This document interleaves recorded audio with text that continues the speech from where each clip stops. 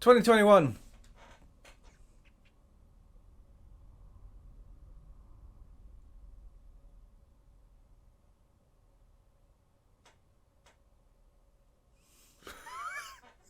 So we had loads of stuff that came and went, loads of games, loads of movies, loads of TV shows, loads of online things, and so let's not waste any fucking time. Let's just get into it.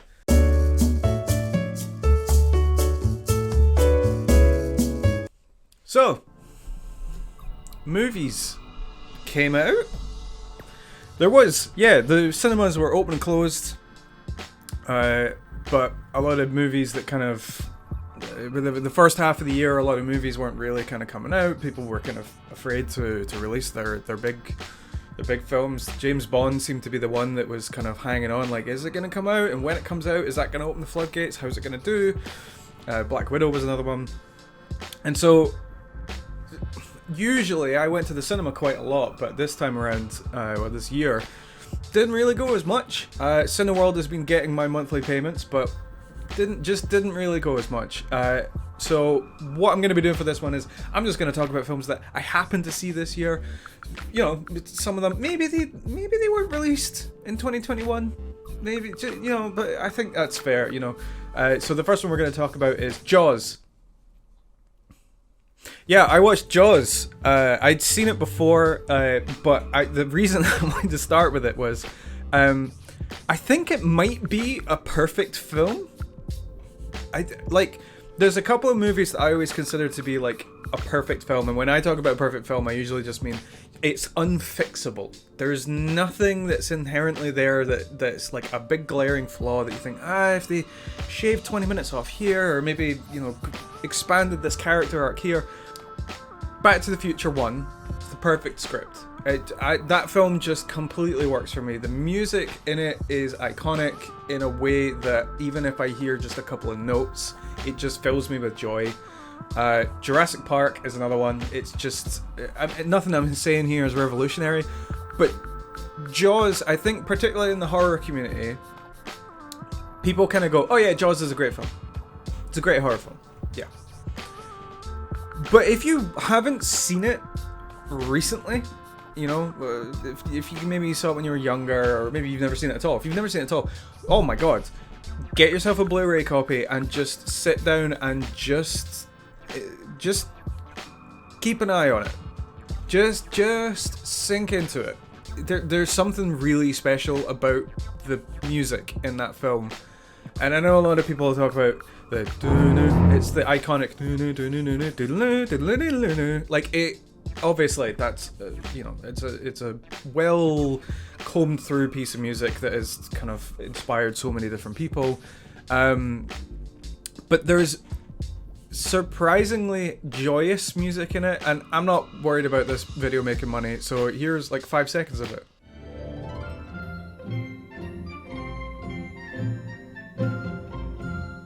That was about 5 seconds. There's this new love affair I have. I think I've always had it, but recently I've really kind of been trying to find as much of it as possible. It's this old Hollywood Universal style of music, the big orchestral music that goes, you know, carries characters through movies and makes things just feel cinematic, but not in, you know, your Christopher Nolan big IMAX helicopter shot style of cinematic. I mean old Hollywood.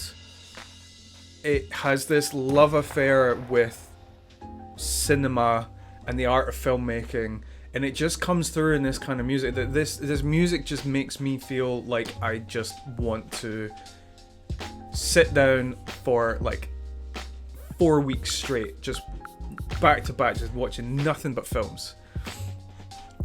Lawrence of Arabia, Breakfast at Tiffany's, like there's this there's so many films that I've never watched, and so many films that, you know, are just constantly referred to as like iconic cinema, and I think sometimes, particularly in pop culture spheres, particularly in horror movie fan spheres, there's this there's these like 4 ongoing conversations that just never fucking stop. Like Marvel, Disney, Marvel, DC, who's better? Which film? No, but who played the better villain? Like all this shit. I'm tired of it, and I think watching Jaws kind of made me go, you know what? There is thousands of hours of some of the best cinema ever made that I've just never really consumed, or I've never really appreciated. I saw a film called Now You See Me.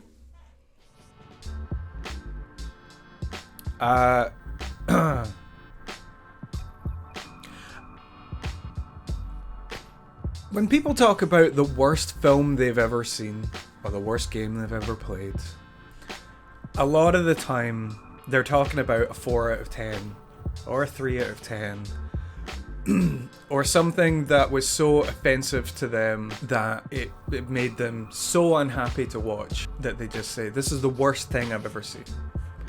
You know, like I think about all those like post-scary movie films, Meet the Spartans, like that kind of stuff. If you've never seen a film called Camp Blood, it has sequels, but the version that I saw was Camp Blood 1. They ignored the screams that echoed through the woods that night. Now we're lost. We don't have a guide. It's just a matter of time before he kills us all one by one. Oh, Jesus. Nothing's in focus. No lights are used. You can't see what's going on. You can't hear what's happening. Characters. It is shot in a way that is so amateur that it makes like film students go, oh well, I could do better than that.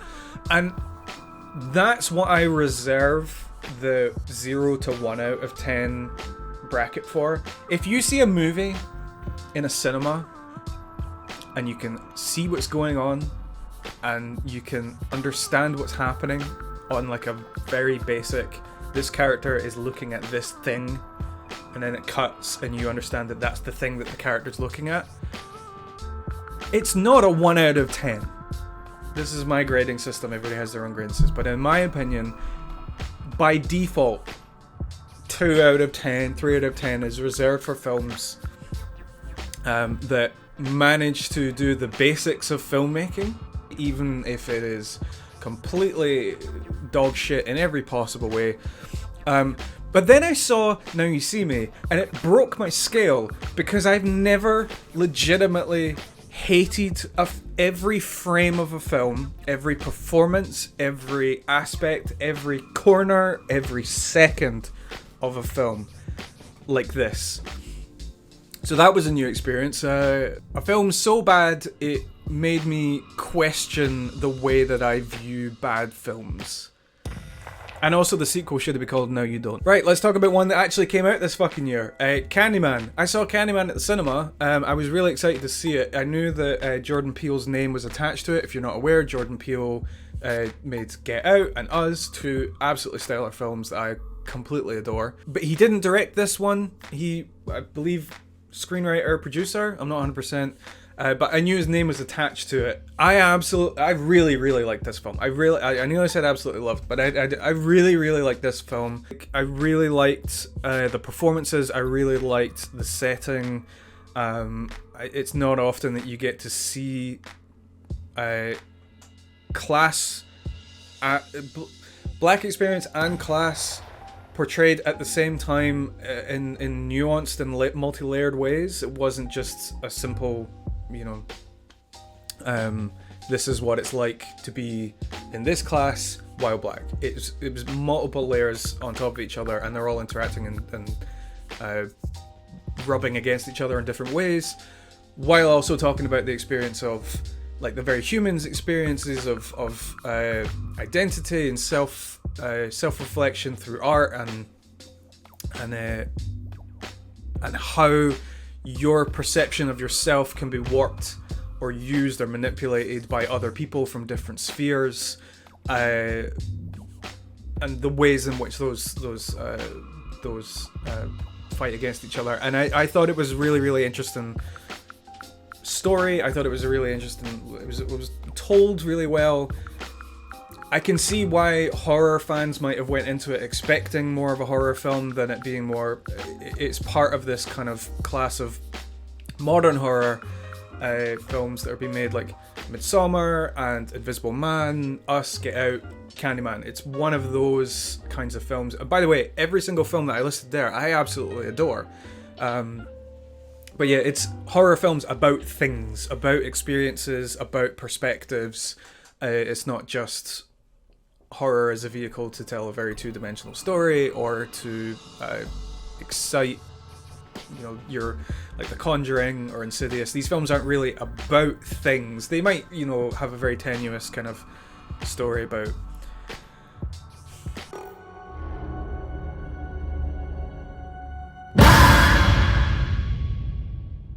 yeah, I really liked Candyman, and I think it might be forgotten in the grand pantheon of that genre of artful horror, but I definitely think it's worth being in that bundle. While we're talking about horror, I finally sat down to watch Halloween. I'd seen Halloween 1, but I'd never seen any of the sequels until the modern reboot came out, and I saw that Halloween. But you know, cultural osmosis, I kind of absorbed a lot of the bits about the other Halloween films and the ways in which that they were produced. So, if you're not aware, John Carpenter made the first one. As he intended, the Halloween franchise was every film was going to be a different story told during Halloween. Halloween, as a time period, was going to be the thread that puts them all together. But Michael Myers was only supposed to be in one, and then it was a huge hit. And so he was, I'm not 100% coerced, convinced, or maybe, you know, kind of just thought, well, let's ride this out. But for whatever reason, he put Michael Myers in the second one to make a sequel directly to the story of the first one, which wasn't necessarily what he wanted.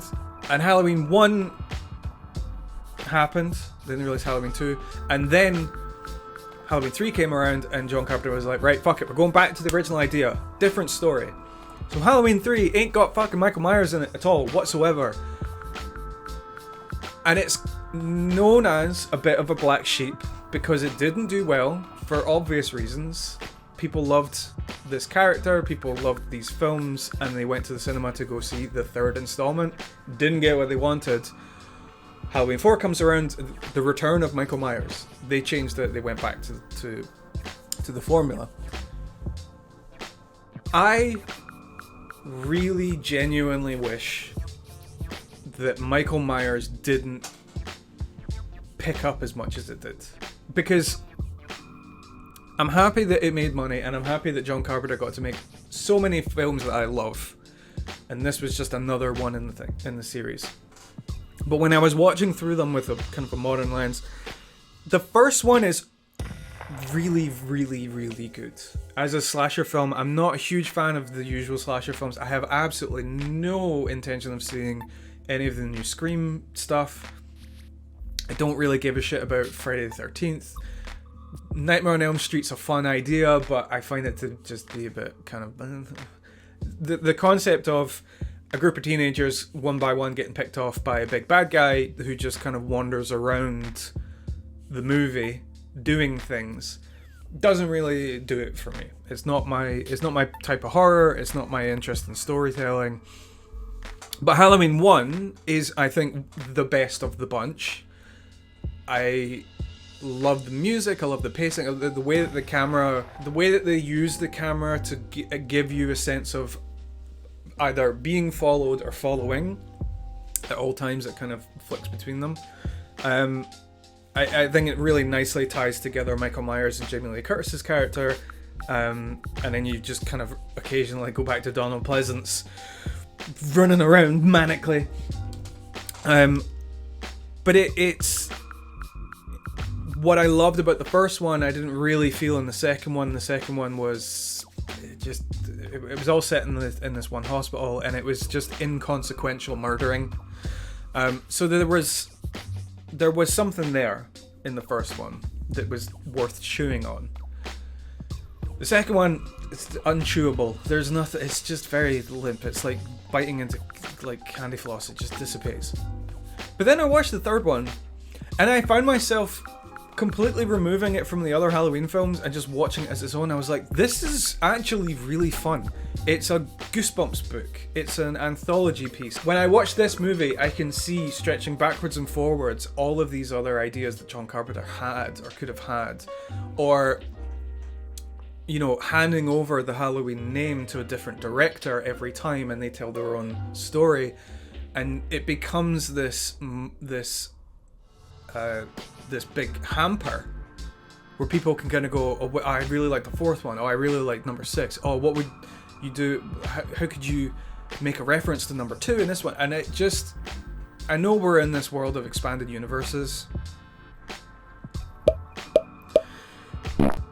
but, and I know it's exhausting. I know it's tiring, but I think watching this one, it doesn't necessarily have this feeling of an extended universe. It has this feeling, or I had this feeling watching it, thinking, as a collection of Twilight Zone movies, it just could have been a really great vehicle to get some really gruesome ideas. When the kid falls over in the pumpkin and he turns to the, oh my god, it's legitimately harrowing. And also, as a bonus, it has one of the most unintentionally hilarious endings I've ever seen, and there's some wacky stuff in there, so you do have to, you know, go along with it as a very pulpy, old school horror movie ideas. Go along for it. I promise you, it's worth watching as a little collection. Hey, let's watch another movie that came out in 2021. I saw Dune in the cinema, and I was so conflicted about it. I didn't know how to feel about it when I had left, and it took me a while to chew over it.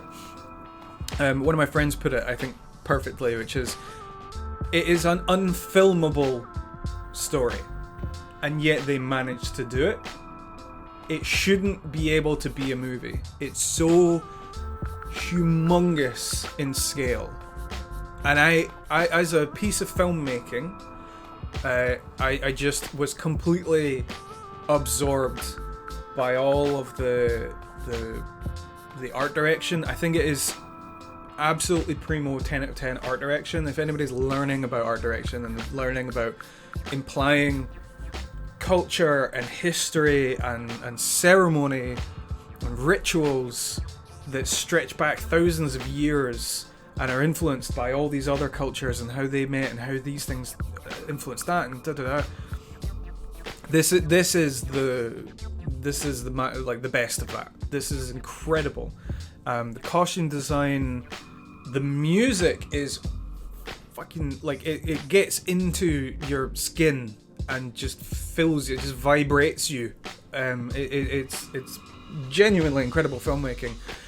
My issue with it was, from a story and a character point of view, I thought the performances were great. They were very naturalistic. There wasn't a huge amount of heightened drama in it, from like a performance point of view. But I felt that it lacked a humanity in the way that I kind of usually need in a story. I need characters to feel like people who have wants and needs, things that they like, things that they don't like, flaws. So like they need to feel like a collection of things that make them a person, that drives them through the story, and that they change and evolve, and the story is directly influencing and influenced by those elements of that person. What I felt with Dune was that a lot of it was characters that were defined purely by their role, almost like a tick box. There's, you know, the pilot, the queen, the prince, the outsider, and I never really got a sense that any of them were actual people. There's one scene where it does come out a bit. I think it's quite a talked about scene in the tent, and I don't want to spoil anything because I think this film's worth watching, and I am looking forward to experiencing the sequel. But ultimately, I felt when I left it, I just kind of felt a little bit like, well, what's bringing me back to experience what's going to happen next in the story? Very little. What's coming to bring me back is to see more of the world and see more of the universe and to experience that that period in history that the world is, or that the filmmakers are presenting of that world. I think that stuff is really cool and really interesting and really absorbing, but it didn't get its hooks into me. You know, for a comparison, Mad Max, the recent Mad Max, did such a great job at showing you this new world, introducing all these characters, not having a huge amount of exposition, not having a huge amount of characters, you know, pouring out of themselves. And most of the film characters are completely silent, or they say the absolute bare minimum because they don't trust anybody around them, so they don't want to open up.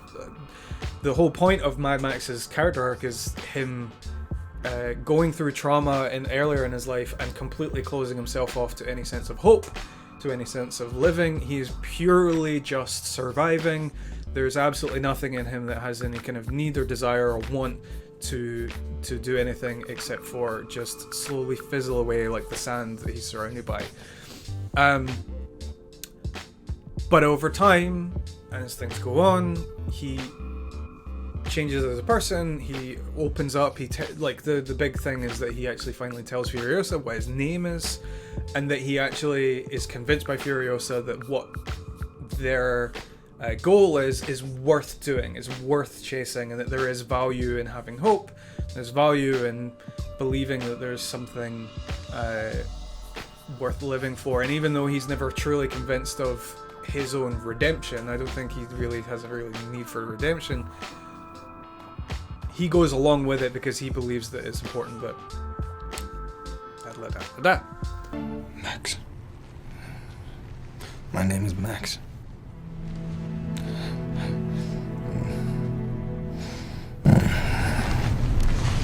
That hooked me in, and I want to see more of those characters continuing on and seeing what happens to them next, and seeing how they change as people, and seeing how the world is influenced by them as a people. Didn't really have that with Dune as much. Dune. Smile, Gurney. I am smiling. I'll do these last ones as bundles. Black Widow and Shang-Chi came out. I saw them both in the cinema. I don't know if I've talked about it much on this channel.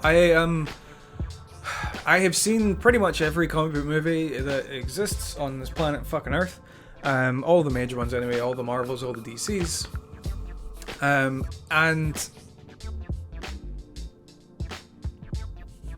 alright. Endgame was fun. Some of these movies are good. Boom, boom, boom. These were fine. I don't want to say like, oh, I'm totally over it, because I know I'm gonna go see whatever the fuck's coming next. I think the only series that I'm like truly, genuinely, I have no fucking interest in seeing is Spider-Man. I completely am just, I'm done. Far From Home, I thought was such a wet fart of a movie, completely hollow, completely pointless. It just did. I wasn't enraptured by the fun of it. It did absolutely less than nothing for me. It felt like a Disney, one of those old Disney TV movies. Did fuck all for me. But what I liked about Black Widow and I liked about Shang-Chi is that where any opportunity for a comic book movie that tells a fun story that has at least something to say and avoids the we have to stop the big CGI thing with a laser and CGI, and the whole final act is an After Effects. It's like 2000s forum signatures being thrown at the screen. I'm over it. But, you know, Florence Pugh was brilliant in Black Widow. Shang-Chi had some fun martial arts, kind of old school throwback stuff. The Fight the Bus was fun. Yeah, that's about it, really. And in the Disney bunch, Encanto, Luca, Soul, Raya, I think I saw them all this year, but this is kind of the new wave. New IPs, new ideas, no sequels, just brand new things, and very, very varying levels of quality, I thought. So we'll start from the bottom. Raya. I have completely ejected everything about Raya from my brain, and I think I did that within about 3 minutes of the credits rolling. I didn't laugh. I didn't feel anything. It didn't make me think about anything. It looked fine, but what the fuck was that? I think was my feeling watching it.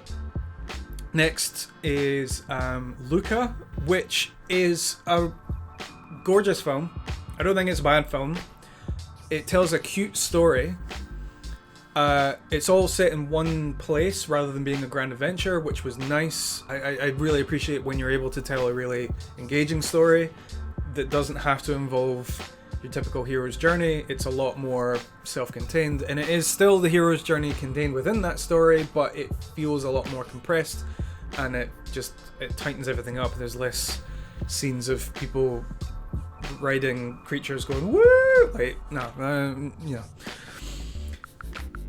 But with Luca, there was something missing in it that made it really compelling and made it really reach that kind of Disney quality, you know. Your Wallies, your Ups, your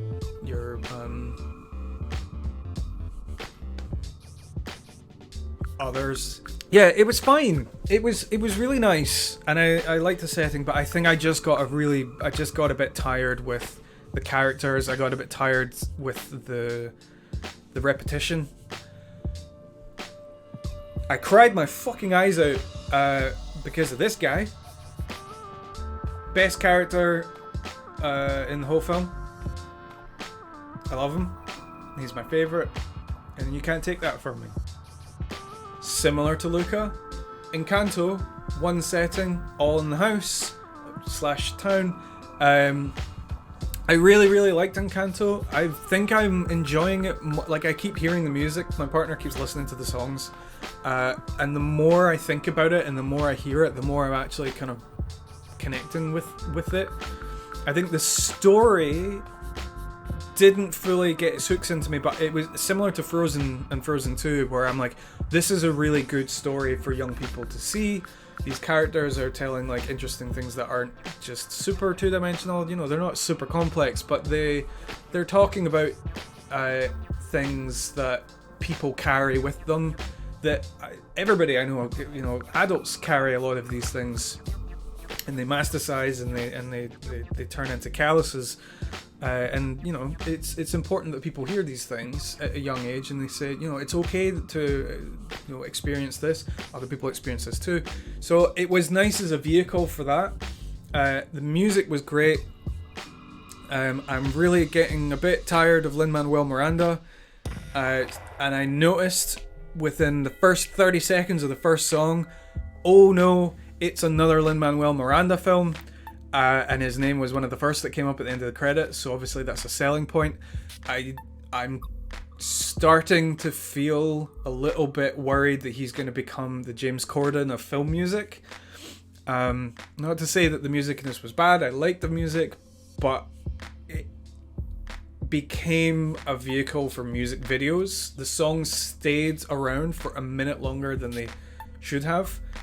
The style of the music, they all kind of overlapped a little bit. They all sound like they come from the same album, which, you know, would make sense that they're all come from the same family. So, that's fine, but I think by music video number 4, I was like, this is becoming a bit masturbatory, and I can see that continuing. It's a trend that has just done this. So, yeah, I'm a little bit worried about that, but you know, I still liked Encanto. But the true star of this collection, in my opinion, is Soul. I love Soul. I loved it. It's one of those films where I loved watching it so much, I don't want to watch it again for another couple of years. I'd want to forget about it and then go back and watch it again. And that to me is usually a really big sign that I kind of really valued it, like I connected with it. I thought what it talked about in terms of value that we place on ourselves in society through the artist's perspective. I know that it did touch on, you know, not just the artist's perspective because he's a musician. It talked on other ways that can manifest in different, you know, career paths. But the moment when spoilers for Soul, the moment when he gets the gig, the one that he's wanted his whole career, finally help him escape from the job that he finds unfulfilling, and he plays it, and then he gets on the subway, and it's just him realizing that it hasn't changed him in the way that he expected. That whole message and the way that it's portrayed through him absolutely resonated so deep within me that I was like, this is the film I wish was around when I was young, for me to have learned that way back, or maybe not just like learned it but experienced it through you know, your big movie. Because when something's portrayed in a big movie like this, and it's like this mainstream thing, you know that it resonates, because they wouldn't just do it for, you know, for 10 people. It's not the lived experience of an extreme minority. It's something that has to connect with a global audience, and it has to connect with people from all ages. The message hit. The character I thought was really believable. The performance was beautiful. The visuals were great. I loved it's similar to Ratatouille in that I loved the portrayal of the city. It felt authentic in a way that made me want to be there. It made me want to drink in the environment, even just when they're walking around the streets. Like I was so enamored by that. Ratatouille I still think is the best at that. The portrayal of Paris in Ratatouille I think is so absolutely beautiful and gorgeous and intoxicating. I had it with Soul as well. I just love cities. I love cities in a way that I just feel like I'm in a book. There's just all these stories stretching off, and you just get these little glimpses of people walking past and lives, and I think I don't do well with quiet. I enjoy feeling part of this connective web of stories. There's nothing better to me than summer, nighttime, busy neon city. It gets its claws in me and makes me feel very present. So watching Soul, evoking all of these things, was it a perfect film? No, I don't think it was, but I think the ways in which it got into me, I think a lot of people had with Inside Out that I didn't necessarily have. Inside Out made me feel so depressed.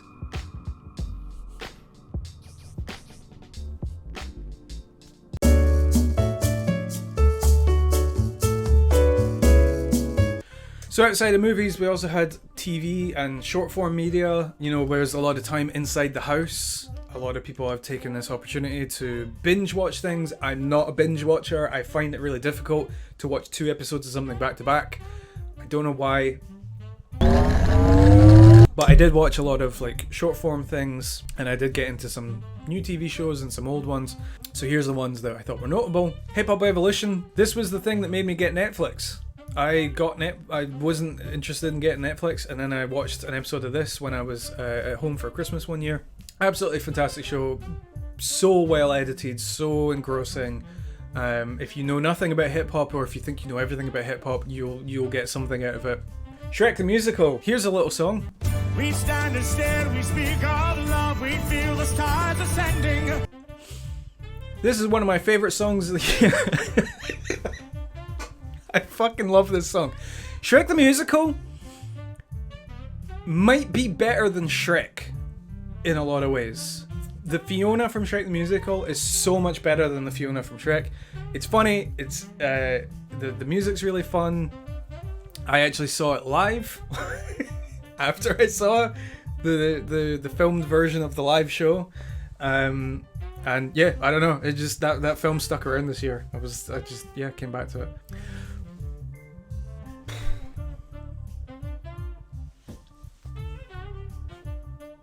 If you watch this, you know why I am presenting it like this.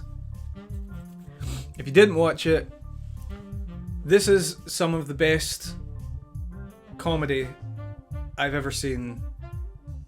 Full stop.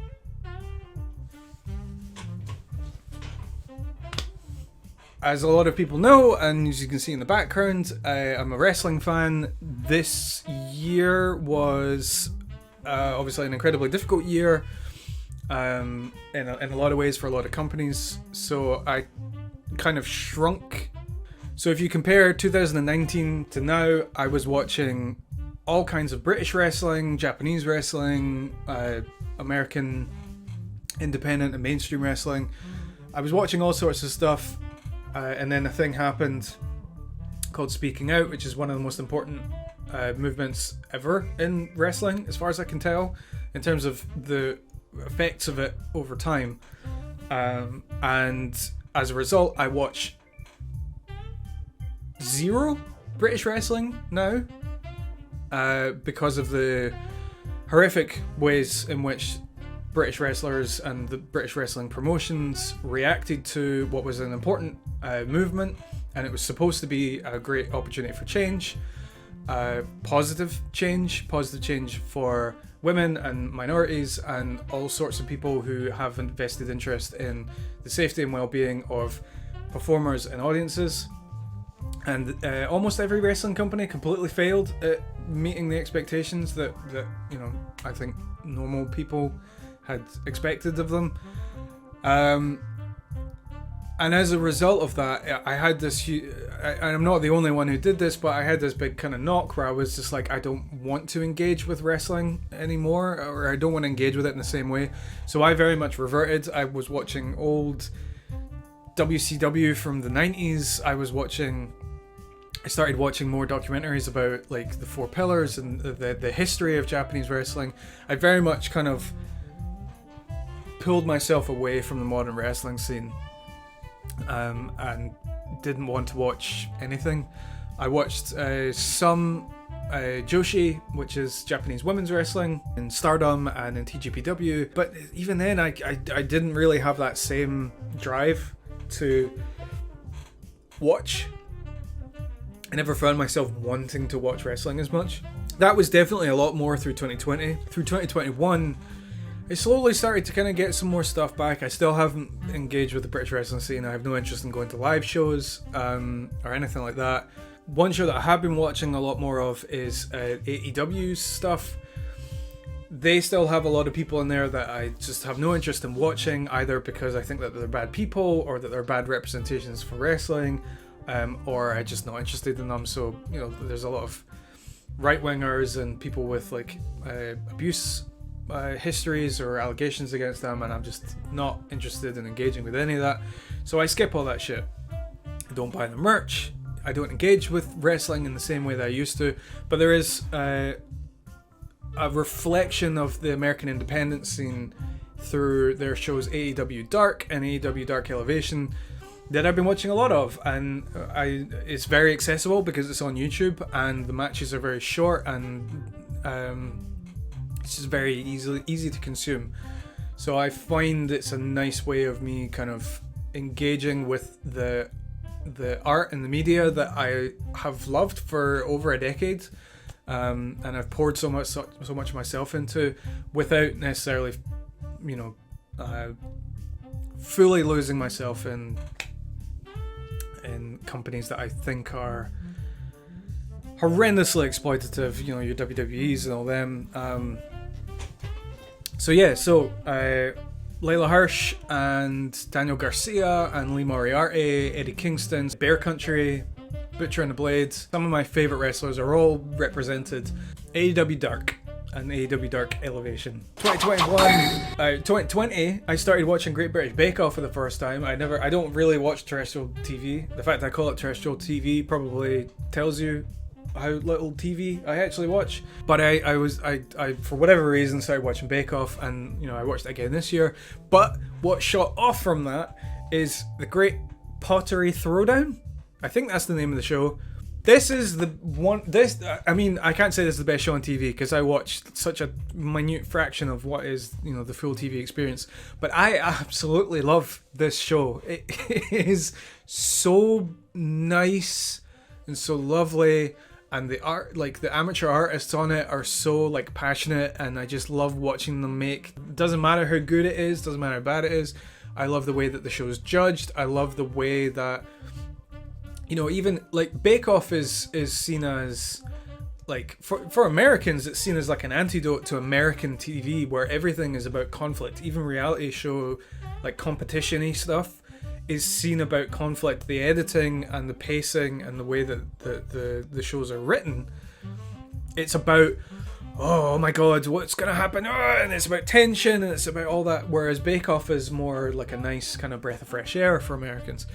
Pottery Throwdown is a lot more my vibe. So if you don't like, that TV style competition-y thing, but you just like seeing people making things and seeing people who are good at making those things give them lovely feedback, and sometimes it's constructive feedback, and sometimes it's encouragement, but it's never negative, and I just really, really like the show. So I thought I wanted to throw it in there because it just makes me feel good.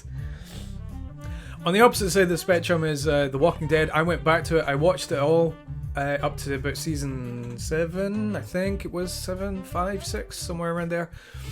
As it was coming out, and I really liked it, and then I liked it less, and then I stopped liking it, and then I started hating it. So I stopped watching it because of shit.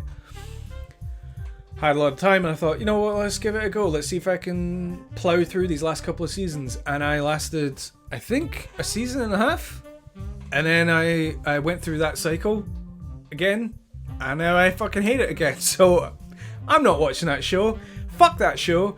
If a TV show exists to create content and not to tell stories that have a finale and an ending, and then you haven't written out exactly where it's going to go. This goes for movie franchises as well.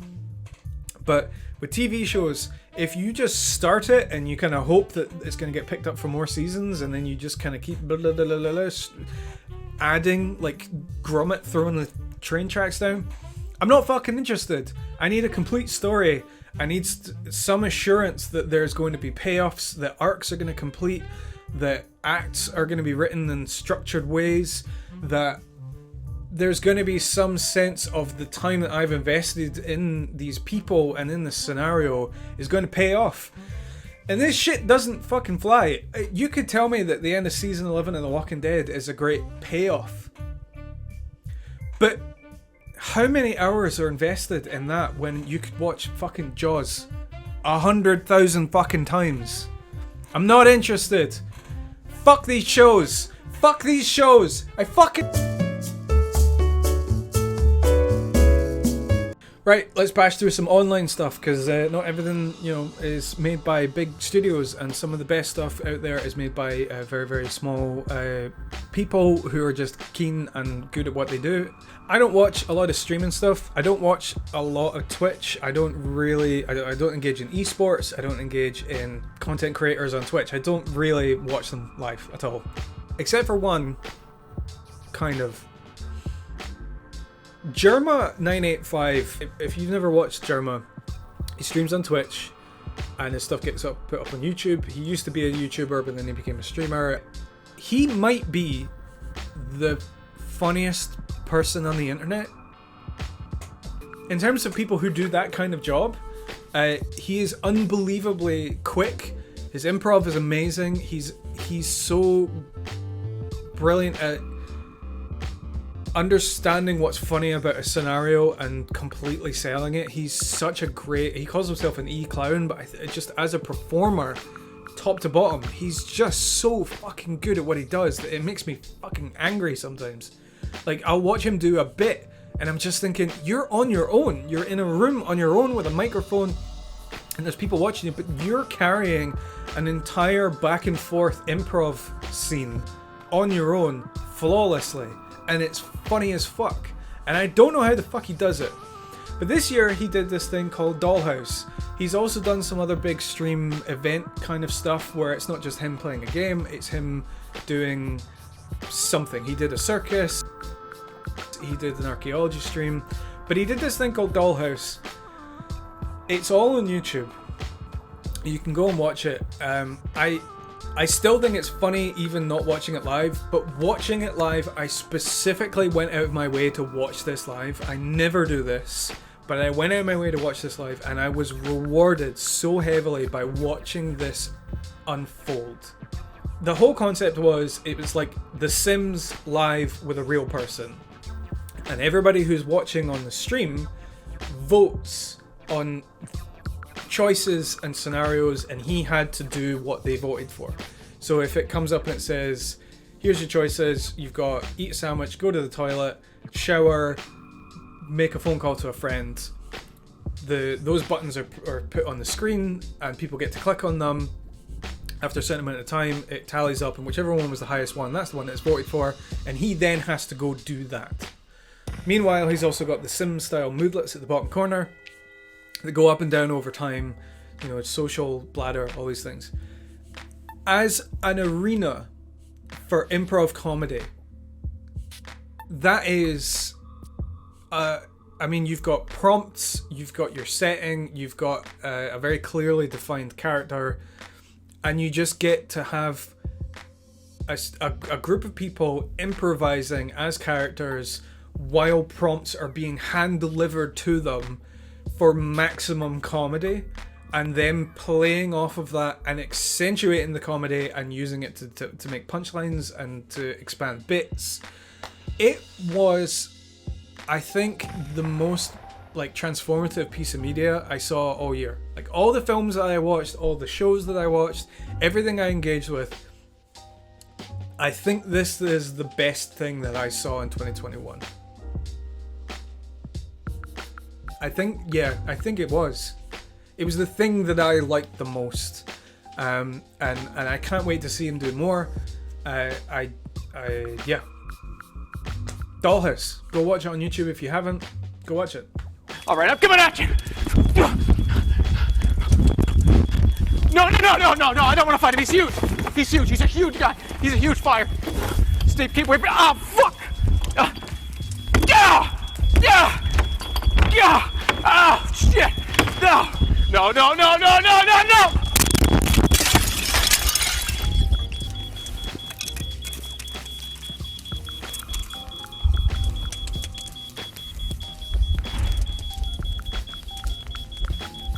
I said I don't really watch streamers. Sometimes, you know, I'll have, during the day, I'll just have like Twitch running if I've not got any YouTube videos or like on my kind of watch later list, and I just think, oh, okay, well, I'll put that on. And one of my favourite streamers is the guy called BonMember. He's an Australian comedian, and I think he just has really lovely streams, and he's really funny, and the community in there is really nice. And I get to kind of hang out with them while the Australians are up late. And yeah, go subscribe to BonMember. My throat hurts.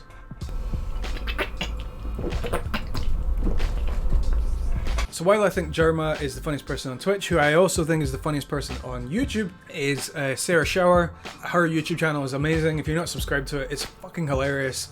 She just does improv off of stuff that she sees on her phone and reactions to stuff. And you know, if you're hearing that and you think a reaction channel, that sounds dog shit. Nah, she's really funny. She's really funny. Go watch her videos.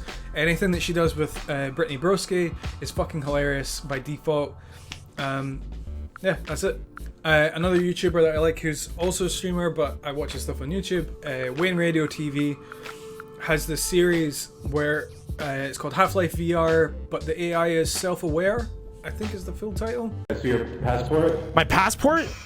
Why do I need a? What do you mean a passport? You mean like a company ID? He doesn't have his passport. He played Half-Life in VR, like live, with other players as the characters. So it's all entirely improv. As you can tell, there's an improv slant to a lot of the content that I watch. But they basically improv through the entirety of the Half-Life game as this little collection of fucked characters. It's so fucking funny. It's so funny and so like interesting watching them pluck their way through an entire game without any of the original story and the original context. It's pretty much just 4 or 5 improv comedians saying fucked shit. It's great. And he's also doing a new one right now, so if you like that, you'll absolutely love the one he's doing now, where he's playing Half-Life Alyx, but the gnome is aware, and he's carrying this gnome through the entirety of Half-Life Alyx, and it continues to be hilarious. It's not even done yet, so if you get on it now, go back and watch all those, and then jump onto the Alyx ones, because it's fucking hilarious. And then if you like podcasts, the Aunty Donna podcast, Aunty Donna are my favourite comedy group in the world, and their podcast continues to be hilarious. If you sign up for their Patreon, you also get access to their other podcasts, and that's including, they're doing a thing called Pudcast right now, where they just eat a fuck ton of puddings, and it slowly devolves over time. It's very funny, but yeah, improv comedy in podcast form with 3 more funny Australians. It's a lot of improv and a lot of Aussies.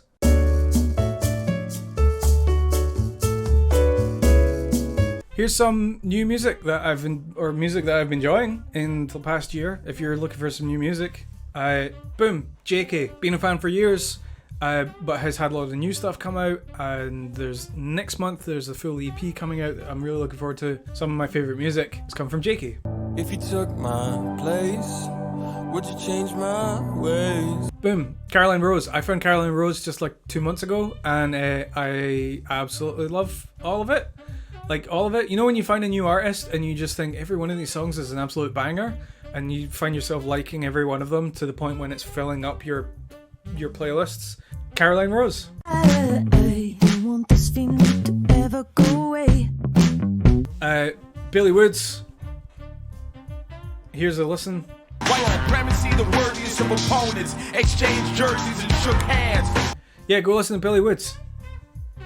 If you like Paramore and like pop punky kind of stuff, there's a band called Meet Me at the Altar, and it's just so fun. It's just fun pop punk music, and it's new, and yeah, go support them.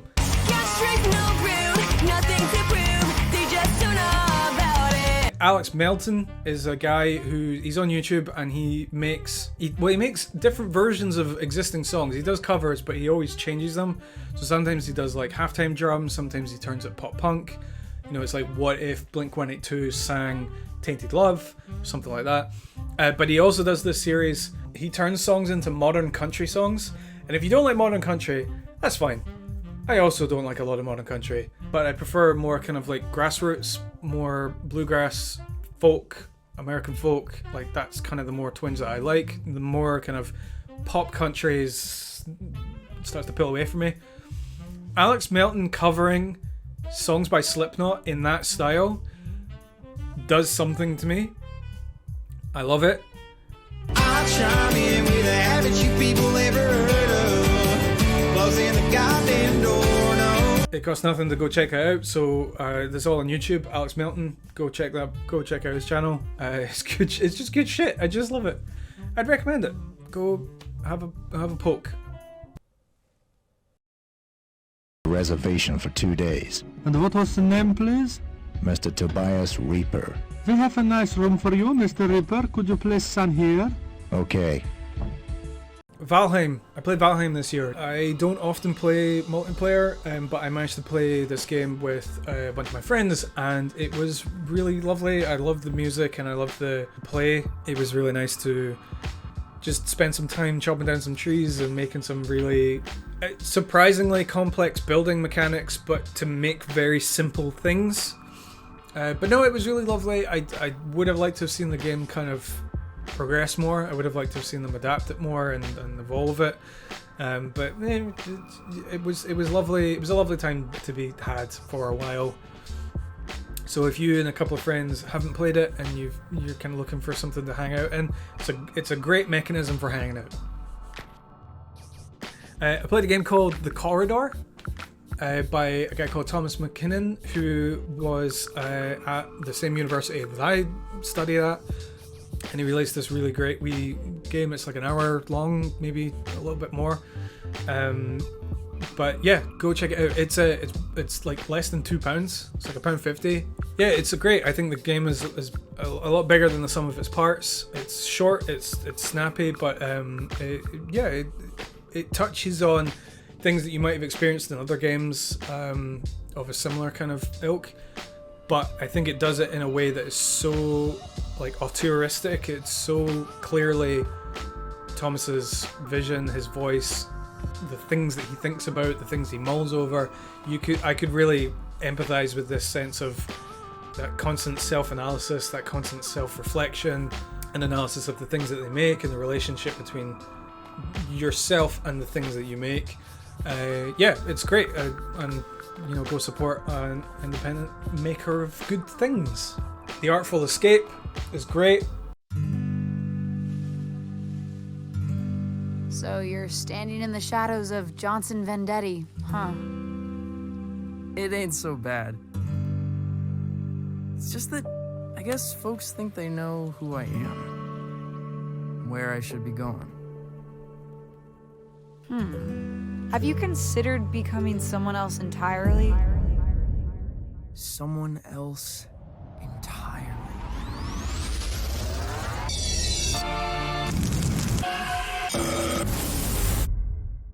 It's another one about, similar in the vein to like The Corridor and Soul, the things I talked about there, where it's about that sense of self-reflection, self-identity, and that cycle of analysis. And I think it's better to play it in as few amount of goes as possible. It does drag a little bit, like because the mechanics are quite simplistic. It might feel quite repetitive at times, but the highest highs that it reaches are worth it. Even if you find yourself thinking, "Oh, this is dragging a bit," and I'm not really that.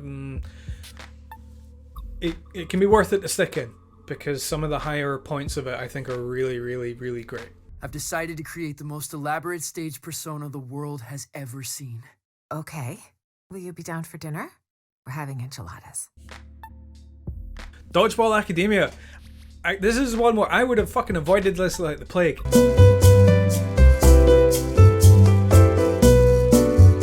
Dodgeball Academia is very much, it's like a sports anime made into a game. I'll admit, I skipped a lot of the dialogue because I was like, this is tiresome. But the actual gameplay is really fucking tight. I just found myself just being like, oh, I'm going to put an hour into this. Oh, I've got half an hour while the food's in the oven. I'm going to play a bit of Dodgeball Academia. So it's a drop-in game. It did me perfectly fine. Played the game right to the end. Like, if that idea of like the sports manga converted into a game about dodgeball set at a school, if that sounds like your thing, add that into it and maybe you'll like it even more. So yeah, go for it. Armello was another one. Armello is a board game. It's fucking great. I've played a lot of board games, so a lot of my friends are really into board games, and I have, by osmosis, played a lot of them and loved a lot of them. Like, I would describe myself as like, not necessarily as an avid board game fan, but like an avid board game player. I don't, read about them. I don't buy them often myself, but I will happily play them with whomever and try loads of new ones. Armello it really worked for me. It felt really tight and nice, nice and neat. It's not necessarily about strategy or like all-consuming strategy like that, like your Age of Empires, where you play it and it's all about like having a complete mind that's over all elements of it and over the whole battlefield.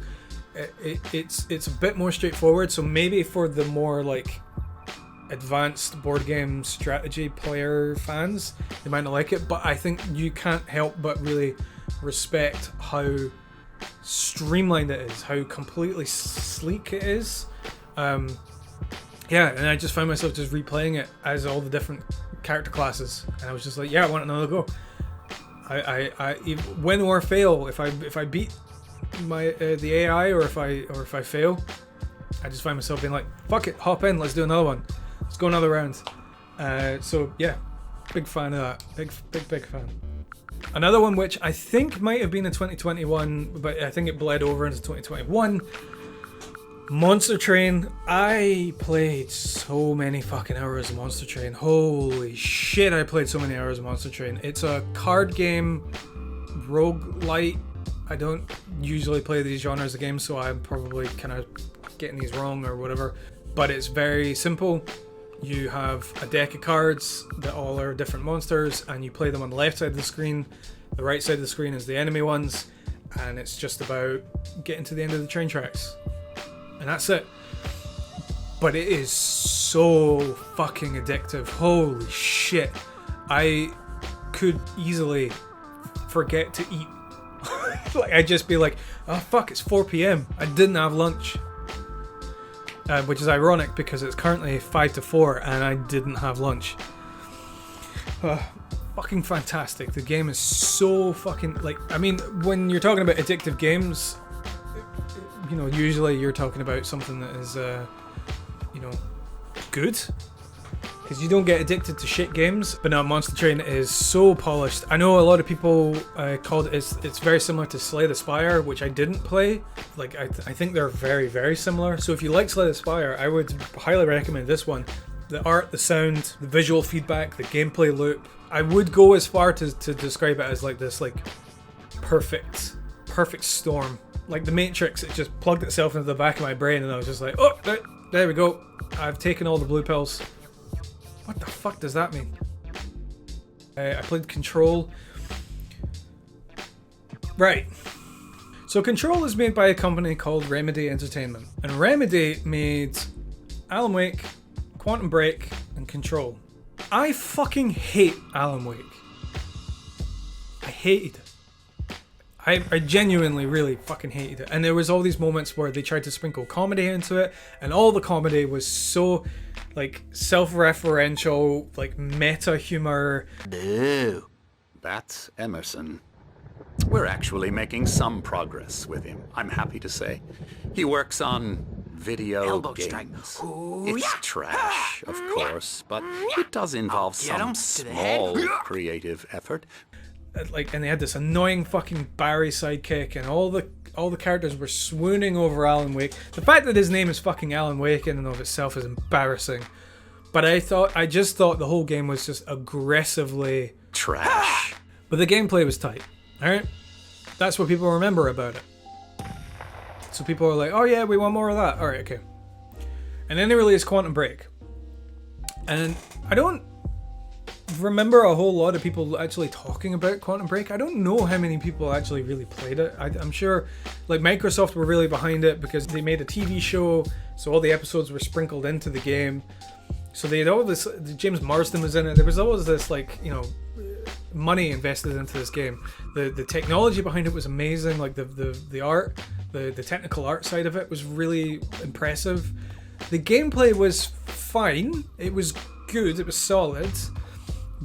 But again, it had this, like, it had improved upon the writing of Alan Wake in that it was presenting serious themes and a serious story that takes itself seriously, and didn't pull away from that tone that they had set too much. So they didn't set the tone and then go, let's play around with it. Let's have a little bit of comedy into there. It set the tone and it stuck with it. It was a serious, dry sci-fi story, and we'll put some big name actors in it and give it a decent, you know, sense of polish. The polish was great. The polish was through the roof. But overall, the game was just, it was kind of like a 5 out of 10. It was quite forgettable. Don't really remember much about it, but it was improvement on Alan Wake. That jump between those two, they did it again with Control. Control was fucking great. Control was so polished, it was so tight, it was so tidy. The sense of movement was really nice. I really just, it reminded me of Destiny, where the movement just feels so precise and so nice, but without being, like, really like clunky and prescriptive. It, you know, it wasn't like Twitch gameplay. It felt really nice on a controller for a console, for sitting on the couch and just kind of making your way through the world. So it felt really nice. It felt really nice to shoot and to play and to interact with the world and interact with the mechanics. The setting and the visuals were really cool. Like, the architecture had this, like, brutalist style, and then they had this layer of, like, SCP, like, writing underneath it, like all the artifacts that were in it. The characters were they were quite dry and simple, but it fit the world because the whole game was very, very dry, but in like a really like appealing way, like almost like the characters, the costume design, everything was stripped down to very simple shapes. Like I genuinely feel you could have played the whole game with just like Skinnerbots, just cube people. But the visual feedback on the movement and the shooting and everything was really nice. And it was a really cool, interesting idea that I hadn't really seen that much in games, particularly in AAA games. Was it perfect? No, I thought there was this whole sequence in the finale, in the final kind of act. There was a whole moment when they did like this, like the metal music was playing like this, like rock, like hair metal, fucking like. It started to have this, like, I was thinking, did the game designers start writing the word badass more and more into the game design doc? Like, they wanted it to feel like really cool, and it was super fucking lame.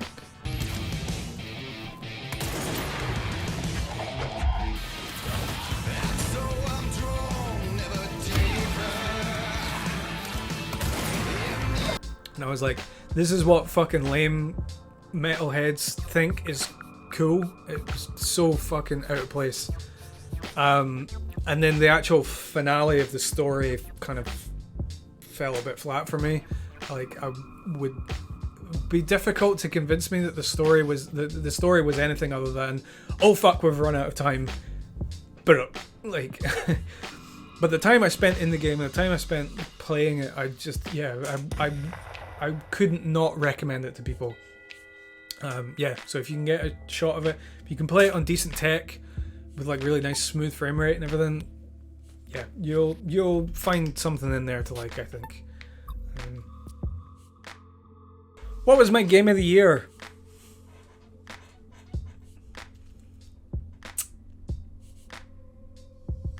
Yeah, it was PowerWash Simulator. I've played a lot of games in my life, and I played a lot of games that do different things for different people and do different things for me. So I will play a game because it feels particularly exciting. I'll play a game because I'm particularly interested in the story. And you get different things from different games. You know, it's a standard.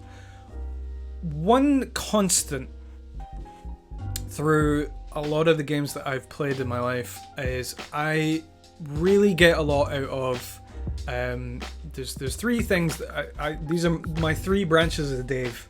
There's tidying up, constant progression, and numbers go up. What do these mean? Tidying up. This could just mean you give me an open world game and you have a map that is covered in all kinds of things that you pick up this, you finish the side mission, you tidy up the map and you make it all look nice and you get 100% completion, you get all the achievements. That 50 hours gone like that. They just disappear. My life, all my evenings, they just get absorbed by this need to tidy up, this insatiable urge to be like, I gotta make that map completely empty, or everything, circled and ticked and all these boxes all done. Skyrim was hell for me. Skyrim and Oblivion, Oblivion's one of my favorite games ever, but those games will fucking kill me. To the point when I don't even really like Skyrim that much. I don't care about the world, I don't care about the characters, I don't want to really be hanging around in the tundra for a long time, but I couldn't tell you how many hours I put into that game because it was a big fucking map and there was a fuck ton of stuff to do in it and there was loads of things to pick up and collect and corners to look at and make sure the chests are did, but oh my fucking god. What was the other one? I've already fucking forgotten it. Oh, constant progression. I will ditch your game so fast if I die or fail at a task and you put me back and I've regained nothing of the time that I invested in there. If I start here and I invest 3 hours of time and then for whatever reason nothing has progressed, the story hasn't progressed, my character hasn't progressed, my skills haven't progressed, and if you put me back, I will uninstall your game so fucking fast. But if you have a game that every single thing that I do, box that I open, everything that I shoot, every person that that I interact with ticks something, or makes my skills increase, or gives me XP towards putting to something. If I feel like every like half hour of time that I'm investing into a game, I finish that half hour and I can look back and go, okay, yeah, I've made progress. I've invested some of myself into this, and it's given me something back. Even if it is something completely fucking meaningless, like it's given me XP to give me, plus 5% on fire damage on this particular weapon. That as long as it's just enough, I'll go, yep, I'll invest lots of time into your game. And then the last one is numbers go up. I like when numbers go up. I don't give a shit what context it is. You give me a fucking idle game, cookie clicker, if the numbers are going up and I invest time into it to make the numbers go up faster, so everything that I put into it affects the amount of those numbers and the numbers going up. That could mean anything. That could be as literal as like, your cookie clickers. Idle games where just the whole point of it is that it's a satire and the concept of numbers go up. It can be, skills going up in like, your BioWare games. It can be so many things. Numbers go up is just a constant. Even like Rock Band, numbers going up means I've managed to get 4 stars up to 5 stars and 5 stars up to gold. Makes me feel good. PowerWash Simulator seems to do all of it, and helps my brain. PowerWash Simulator helps my brain. So I'm not like diagnosed with anything. People who know me, many of them have commented on visible aspects of myself that is, conducive to certain things like ADHD and stuff like that. I myself have noticed these things and continue to be plagued with an extremely poor memory. I really struggle with focusing and maintaining information that's given to me. I have to watch and rewatch documentaries multiple times before any of it actually sticks in there. I struggle to focus on individual tasks for long periods of time without dipping into other things to kind of keep my cogs going, because they rust up really easily if I'm just firing into one thing at one time. It's why I need constant stimulation from things like YouTube videos, podcasts. I need to have like a second screen with like Twitter going so I can pull myself into like this well of stimulation, because otherwise I freeze up and it affects lots of elements of my personality and my self-worth and all these other things. When I played PowerWash Simulator, something that I noticed over a long period of time playing it was that I was remembering things with a clarity that kind of scared me in a lot of ways. So there was a point, I was just playing the game because it made me feel good, right? Cleaning up things, boom, boom, boom. Cleaning up things, everything I did made me progress, the numbers went up. I was, the more I cleaned, the more money I got. The more money I got, I invested into the things that made my cleaning go bigger and wider and better and stronger and faster. So it did all those things. But then what I realized was I played through all the levels, and then I was playing through them again a second time, and I could remember individual items in the game that as I was cleaning them a second time, I could distinctly remember what media I was engaging with when I cleaned it the first time. And it had been weeks and months. And it kept happening over and over and over again. And I realized this game is doing something for me on like a subconscious level, like on a mental clarity level that I don't experience often, and it was kind of scary, kind of it was kind of confronting, but also kind of made me feel quite nice. Now I realise the game didn't set out to do this. The designers didn't set out to make a game for people whose brains are fucked. They just wanted to make a nice game where you clean stuff and that's it. But it ticks all my boxes. And it made me think about my relationship to the way I consume interactive media and the relationship between what it gives me on layers more than just, you know, makes you feel good or makes you think about the story, you know, makes you feel emotive around the characters or whatever. Interactive media as being so tied to video games, and the word games being tied to the word fun and the concept of play, it all started to kind of mush in my head, and all started to kind of branch off, and you know, like antlers going out into the sky. I just started thinking about a relationship with the interactivity of our surroundings, of the way that we play with other people, the way that we play with our spaces, the way that we interact with anything that has that input-output, so even things like cash machines.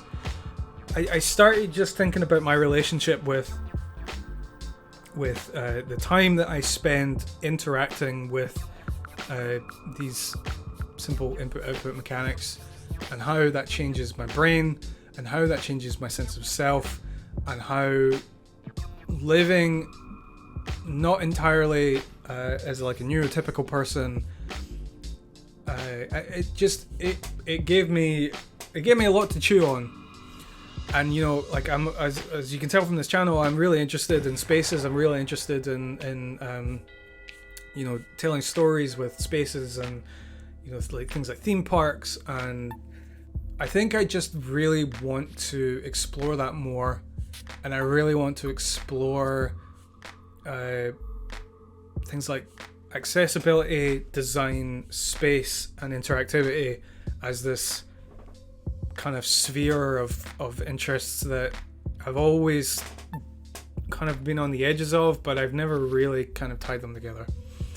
And I know that's a weird way to give something your game of the year. You know, usually people give it to their, you know, Breath of the Wild or Metroid Prime or something that, you know, they just think this is an incredibly brilliant piece of designed media that I consumed.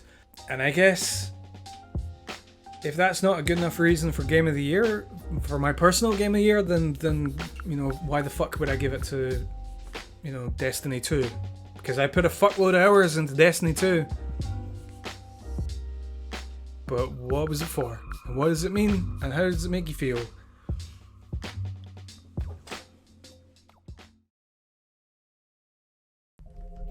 And there you have it. I thought I'd end on a couple of nice ones. I played a lot of shit. I watched a lot of shit. A lot of shit movies. But there was a lot of good stuff in there. I tried to make the list mostly good. My voice is fucked. So to wrap up, what was my favourite new thing from 2021? Soul was probably my favourite movie. Burnham's Inside was probably my favourite like TV thing. Dollhouse, German 985's Dollhouse was my favourite like online thing.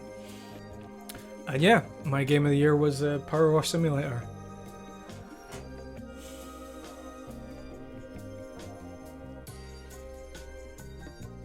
See you next year.